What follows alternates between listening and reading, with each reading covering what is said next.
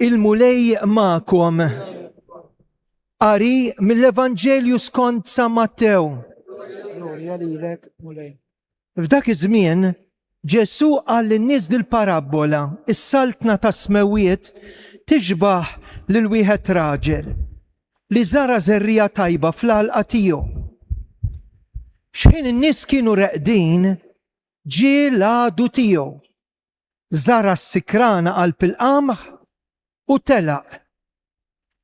Meta mbagħad il-qamħ nibet u ħareġ iż-żbul, tfaċċat ukoll is-sikrana.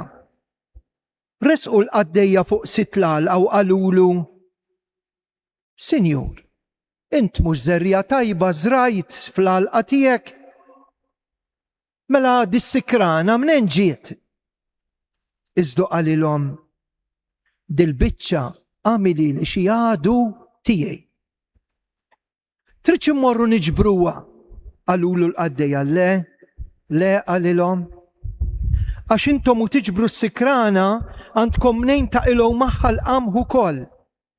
Erħulhom jikbru it-tnejn flimkien sa żmien il-ħsad, meta mbagħad jasal il-ħsad ngħid lill-ħassada: Iġbru s-sikrana l-ewwel u worbtu qatta għal ħruq.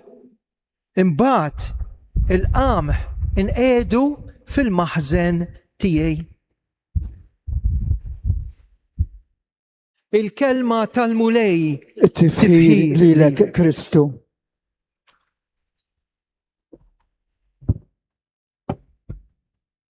Qawwija l-kelma talla li llum turina li fil-fond kull bniedem huwa tajjeb. Issa ngħidilkom għaliex. Imma kemm madwar il-bniedem madwarna u kemm ġo fina tista' tikber is-sikrana, il-velenu. Ħammorru bil-mod ta' Ġesu llum qed jagħtina parabola bil-ludi maxall, ambjent, atmosfera ta' storja biex lilek Ġesu u lili jagħtina tagħlima u jkellem in-nies kif kienu jifhmuh, x'kellhom prezzjuż iktar mill-qamħ, minn għalqa qamħ jew merħla kbira. Illum qed jitkellem mill-art agrikola għalqa illi kellha ż-żera tal-qamħ. Żerrija tajba tpoġġiet. Ħammorru bil-mod il-mod. Diġà sa mill-bidu il-qalb tal-bniedem, il-bniedem u imsawwar fit-tajjeb. Tgħiduli minn ġibta din. L-ewwel paġna tal-Iskrittura turi li l-bniedem kien maħluq b'mod tajjeb, għamel ħaġa tajba.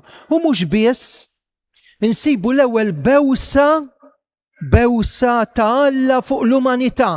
Għaliex? Għax nefex ir-ruħ fit-tafal, fil-bniedem. U dak il-ħin tpoġġiet dik iż-żerrija. Kważi il-qamħ u Alla. Jiġifieri it-tajjeb li tpoġġa ġo kull wieħed fil-ħajja ta' kull wieħed u kull waħda minna. Interessanti. Tal-qamħ hija t-tifsira wkoll. Meta Ġesu jgħid jekk il-qamħa li hi tajba ma taqax fl-art u tmut biex imbagħad tkun tista' tnibbet din ma tagħtix frott, araw il-proċess li hemm. U dan il-proċess japplikaha għalih Ġesu. Ġesu li ħaj s-salib fuqu biex lili u lilek jieħu paċenzja bina u ħadd minna ma jintilef. Ftakru x'qalilna l-qamħa li taqa' fl-art u Ġesu kellu jgħaddi minn dan, niżluh anke fl-qiegħ tal-art biex ikun ingħata għalina, biex aħna nsiru wkoll ikel għall-oħrajn, qamħ għalhekk fl-Ewkaristija minn hawn ftit ieħor se nofru l-qamħ, il-frott ta' żbula, il-ħobs. biex Ġesu jkompli jingħata anke fl-Ewkaristija u biex aħna li ġejna dil-quddiesa xin noħorġu immorru d-dar ħansibu t-test kemm jien kapaċi ningħata. Issa, minkejja din l-introduzzjoni li għamilna biblika, tinduna li kien hemm xi ħadd li jagħmel il-gwaj. Mhux darba jew tnejn jiġi xi ħadd sa dalgħodu stess. Jiena kont niżra t-tajjeb imbagħad jiġi xi ħadd it-tajjeb jeħoduli jagħmel l-ħsara fir-raba fil-post tiegħi tgħidx x'kull dbaqbieqa kont nieħu u hekk ġara. Alla żera t-tajjeb. Imma telet is-sikrana. S-sikrana tibta ħaxixa li tikber kapaċi x'intoħodha tagħmillek ħafna uġieħ ta' ras, tiġi dipendenti minna u kważi tistordik. Hija tip ta' velenu di li qed isemmi hawnhekk. U eżistijej. Tista' tinduna li madwarna u ħafna velenu. Jinħasdu tfal tagħna, l-istudenti żgħażagħ tagħna, meta tinduna kemm hawn velenu. ħaġa waħda l-sien. Il-hate speech. Kemm hawn nies li marduhom minħabba kelma. Għax għandi stonku jesa' ħobża ma kelma ma jesaħħiex. Sikrana. Għalkemm naqtaw qalbna mis-sikrana ta' madwarna li ma għandix taqtalna qalbna. Għaliex? Għax ir-rebħa definittiva mhux tas-sikrana imma tat-tajjeb. Jiġri x'jiġri fil-ħajja ta' madwarna, it-tajjeb garantit. Alla garantit. L-imħabba ma tmutx, Alla tagħna jirbaħlu x-xitan, diġà rebaħlu dnub, rebħilha l-mewt, jirbaħ lilek għat-tajjeb. Interessanti illi ħafna drabi nħossu li hemm is-sikrana ġo fina. U tmur tieħu pariru tgħid isma' imma kif se nagħmel? Jien nixtieq kieku ngħix sewwa, imma ġo fija kemm hemm velenu. U din irridu naċċettawha li maħniex perfetti. Il-velenu s-sikrana ta' djufija. Id-djufija. Min għamil li din? Marru qalulu. Għamilha l-għadu tiegħi. Jiġifieri l-bniedem għandu l-għadu. U x'ħejn jiġi l-għadu? Ġie u zeraħħa s-sikrana waqt li jint kontriqet qed nikkwota. X'ħin int ma tkunx attent x'in jaqbdek fuq seq waħda kapaċi jkaxkrek. U għalhekk l-importanza tat-talb tal-kelma talla u l-fiduċja falla. Ħbib tiegħi, hawnhekk jurina x'inqalulu ħammorru naħżduha, inqaċtuha s-sikrana qalilhom le.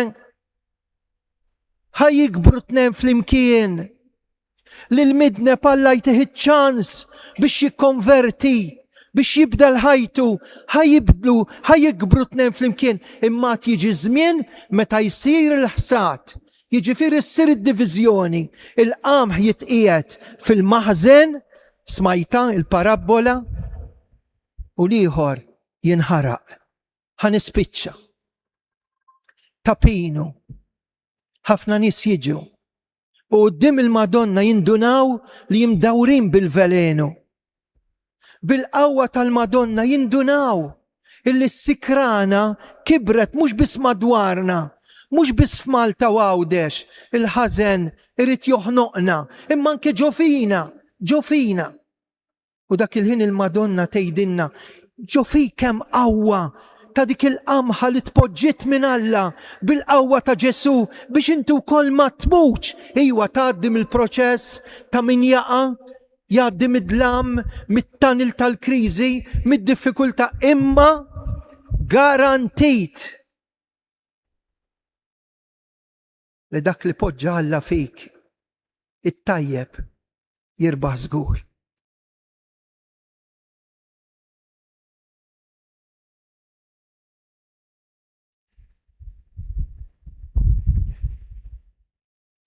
Nistaqarru l-fidi tagħna, jiena nemmen falla wieħed il-missier li jista' kollox.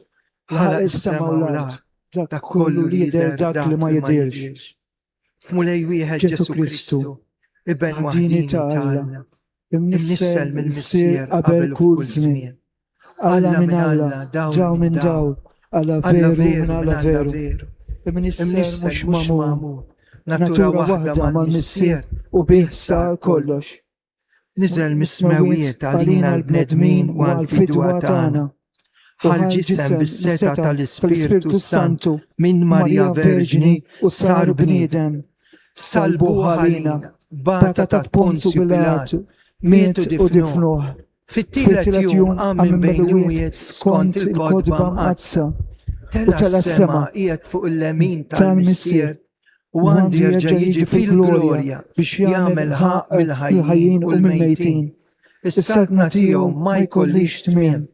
L-Ispiritu Santu mulej li jagħti l-ħajja li ġej mill-missier u mill-liben li jum weġġa flimkien mal-missier u mal-liben u tkellem fom il-profeti fi Knisja waħda qaddisa kattolika apostolika nistaqar ma'mudija waħda għal-maħfra ta' dnubiet nistenna l-qawma mill-luwiet l-ħajja ta' żmien li ġej.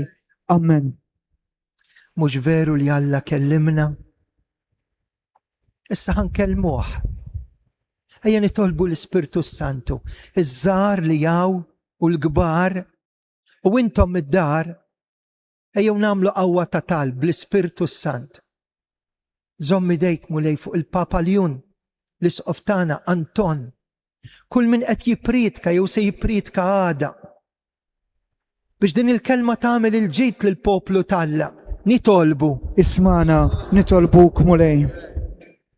Kemm hawn hate speech, kemm hawn velenu, kemm hawn mibeda. Taqtaħħa b'sikkina.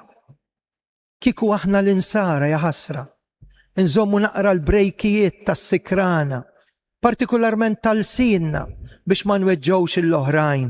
Nitolbu. Ismana, nitolbuk mulej. Nitolbu biex ħafna nies jersqu għal paċi f'da s-santwarju bħalissa għaddej il-qrar. Kunu inna minn filgħodu. Hekk hawnhekk il-klinik ta' dillhom u l-ikbar mirakli li tagħmel f'dil-klinika hija fl-intern fil-qalb tagħna. Nkomplu nitolbu għal dan il-miraklu kontinwu. Nitolbu. Ismana. Nitolbuk mulej. Ħafna nies qalulna biex nitolbu għalihom. U hawn nies li m'għandhomx min jitlob għalihom, ejjew nagħmlu l-ġid il xulxin u nitolbu għal xulxin bħalissa, issa l-waqt.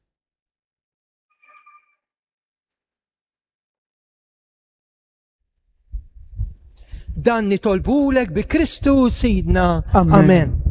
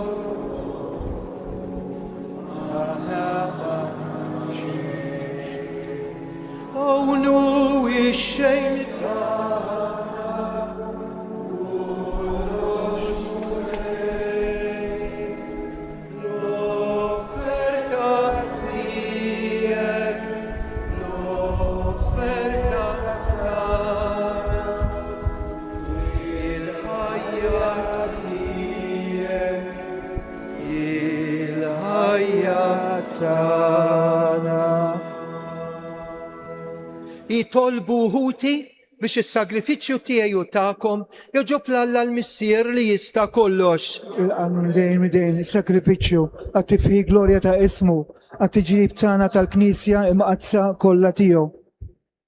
Il-qamulej l-offerti li qegħdin nagħmlulek mill-ġejt li inti lilna tajtna bidek miftuħa.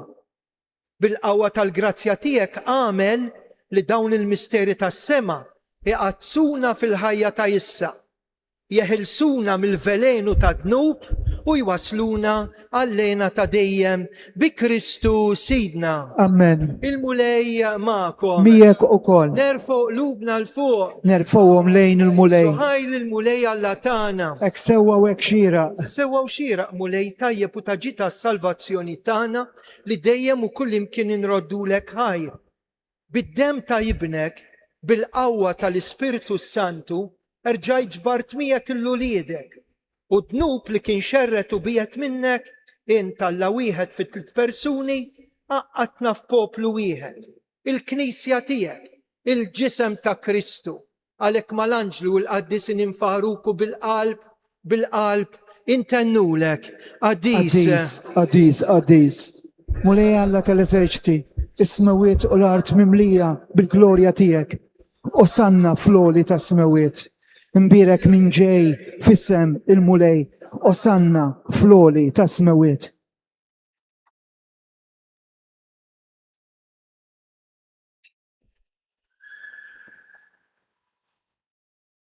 Qaddis tas-sew int mulej intlajn ta' kull qdusija. Qaddis għalhekk nitolbuk daw l-offerti bil-barka tal-Ispirtu tiegħek isiru għalina l-ġisem u d-dem ta' Sidna Ġesu Kristu.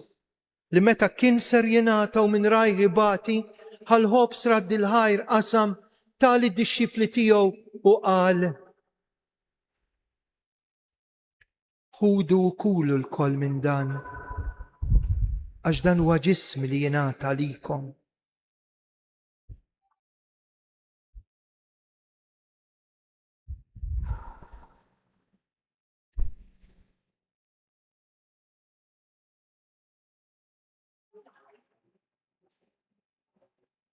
Ekku koll wara li klaħal kalċi, reġa' raddi l-ħajr, tali d-dixxipli tiegħu qal: ħudu u xorbu minnu il-koll.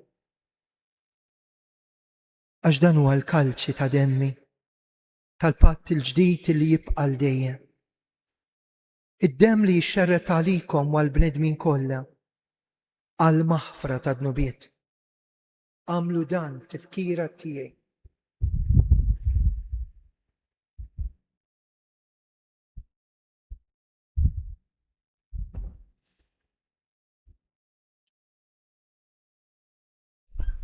Dan hu il-misteru tal-fidi jinħabru l-mew tiegħek mulej, ixandru l-fereq minn tiegħek, nistennewk sa ma tiġi fil-glorja. għalhekk aħna u nagħmlu dan tifkira tal-mewt u l-qawmien ta' Sidna Ġesu Kristu, nofrulek il-ħobs tal-ħajja il-kalċi tas-salvazzjoni u roddulek ħajr intoġbok tilqana un qudiemek biex naqduk.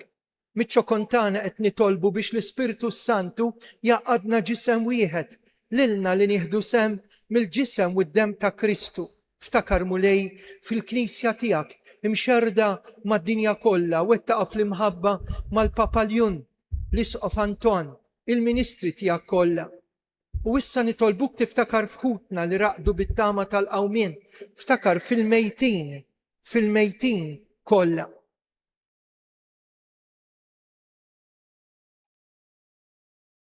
Daħħalhom quddiemek fid-dawl tas-sebħ tiegħek. Ħen għalina il-koll nitolbuk, għati lilna ukoll il-wirt tal-ħajja ta' dejjem, mal-Verġni Mqazzom Malla Marija, ma' San Ġusepp, mal-Apostli, San George Preka u l-qaddisin kollha li jgħixu fil-ħbiberja tiegħek sa mill-bidu tad-dinja. Għamel li magħhom infaruk u nsebħuk b'Ġesu Kristu ibnek. Bi Kristu ma' Kristu u fi Kristu jingħata lilek Alla missier li tista' kollox. Flimkien mal-Ispirtu Santu kull ġieħu glorja għal dejjem ta' dejjem.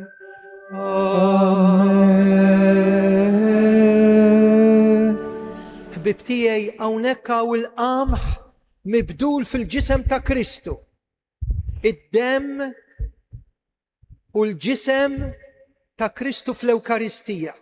Bil-qawwa ta' dal-ħobs, kull sikrana, kull velenu, kull ħażin jiġi fix-xejn, bil-qalb nitolbu, missierna. li inti fis-smawiet jitqaddes ismek, tiġi saltnatek, ikun dak li trid int kif is-sema hekk dawn fl-art. Ħobżna ta' kuljum atina llum. Aħfrilna dnubietna bħalma naħfru il-minuħati għalina la daħannix fit-tiġri iżda ħlisna. Eħlisna nitolbuk mulej minn kull deni.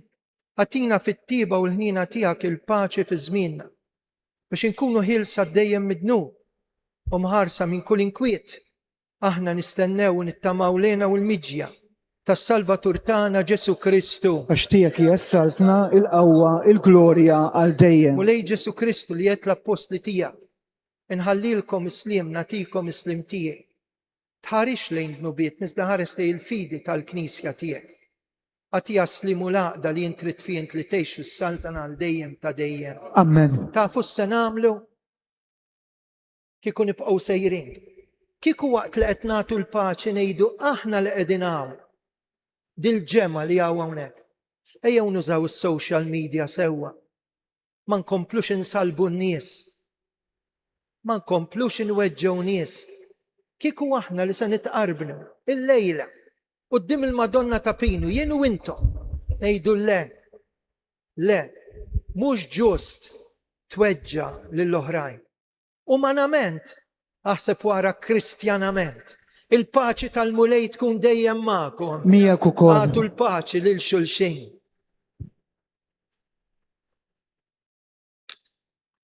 Ħaruf talla li Tneħħidnu bit-tad-dinja, ħen għalina. Ħaruf talla li tneħħidnu bit-tad-dinja, ħen għalina.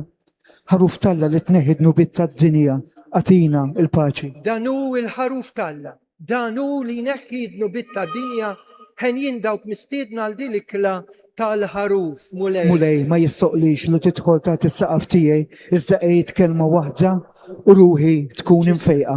Dem ta' Kristu iħarsuna għal ħajja ta' dejjem. Amen. Il-ħobs mibdul fil-ġisem ta' Kristu sar l-ikel spiritwali tagħna. Nesqu bil-qima għal din l-ikla qaddisa biex isir fina żerrija ta' ħajja ġdida fi Kristu.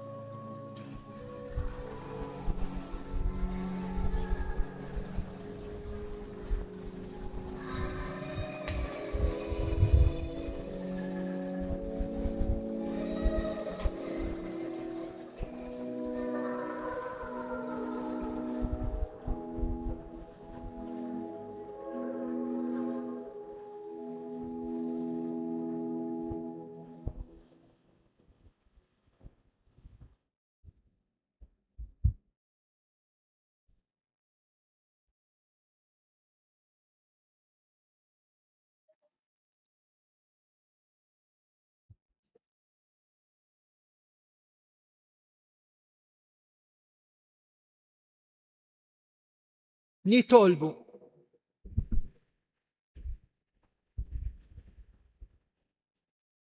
Tarbinna mulej bis-sagrament tas-sema għamel li dan id-don li jutawulna bimħabba bla qies ikun jiswa għas-salvazzjoni tagħna bi Kristu Sidna. Amen. Il-Madonna talbet ngħidu 3 Ave Marijiet.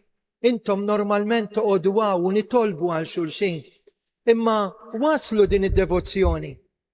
3 ijiem dam il-ġisem ta' Marija fil-qabar. Waħna ngħidu 3 Ave Marijiet biex niftakru li l-qabar ta' Marija bħal qabar ta' Kristu baqa' vojt u l-eżis mejtin tagħna u kull min jgħaddi mill-mewt ma jkollux it-tmiem. Dan huwa l-messaġġ ta' tama li joħroġ minn tapinu. Wara kull min irid nistgħu nidħlu fil-kappella għal mument żgħir ta' talb friġlejn l-artal tal-Madonna, il-kappella, u mbagħad nirċievu l-barka tal-Omm. Hekk nixtieq infakkarkom li nar l-erba nkunu 12 l-erba minn 15. Il-Knisja tiftaħ fl-4:30 u tagħlaq fl-10 ta' bil-lejl. Naraw li dan il-pellegrinaġġ għażiż lejn il-Madonna ikompli dan l-appuntament.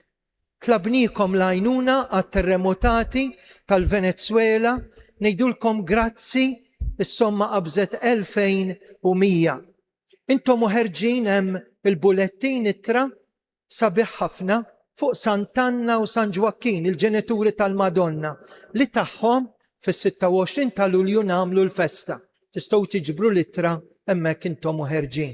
Il-mulej magħkom. Miegħek ukoll. Iberikkom Alla li jista' kollox, il-Missier, l-Iben u l-Ispirtu Santu. Amen.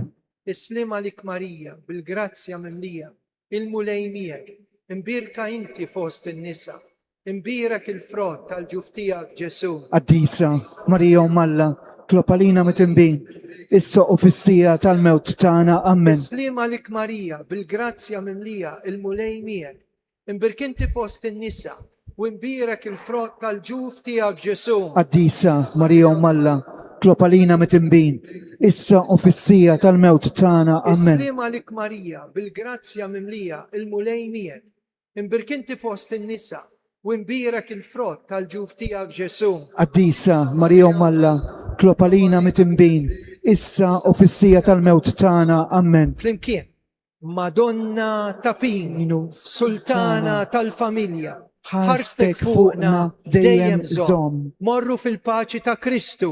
Irroddu ħajr lill-Alla.